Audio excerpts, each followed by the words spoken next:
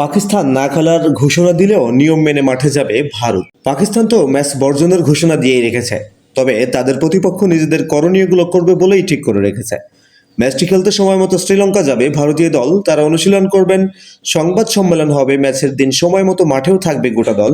আইসিসির প্রোটোকল মেনে ভারতীয় দলের পক্ষ থেকে সবকিছুই করা হবে। পাকিস্তানের সরকার এবারের বিশ্বকাপে ভারতের বিপক্ষে ম্যাচটি বর্জনের ঘোষণা দেওয়ার পর তোলপাড় চলছে ক্রিকেট দুনিয়ায়।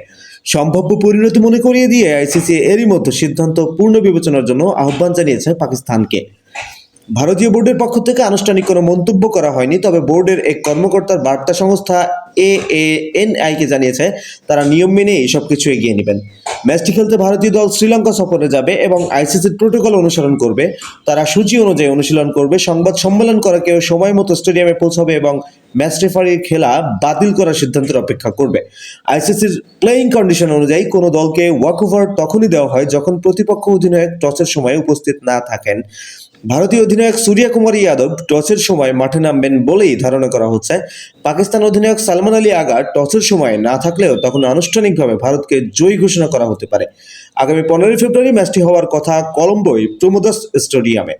ভারত পাকিস্তান দ্বিপাক্ষিক সিরিজ বন্ধ অনেক বছর ধরেই। কেবল আইসিসি ও এসিসি টুর্নামেন্টগুলোতে মুখোমুখি হয়ে থাকে চির প্রতিদ্বন্দ্বী এই দুটি দল। যদিও বিশ্বমঞ্চে এই দলের লড়াইয়ে ভারতের দাপট একতরফা। ওয়ানডে বিশ্বকাপে দুই দলের 8 ম্যাচের সবকটিতেই হেরেছে পাকিস্তান। টি-20 বিশ্বকাপের 8 ম্যাচে তাদের জয় মোটে একটি। তবু রাজনৈতিক কারণেই এই ম্যাচকে ঘিরে আকর্ষণ থাকে সবচেয়ে বেশি।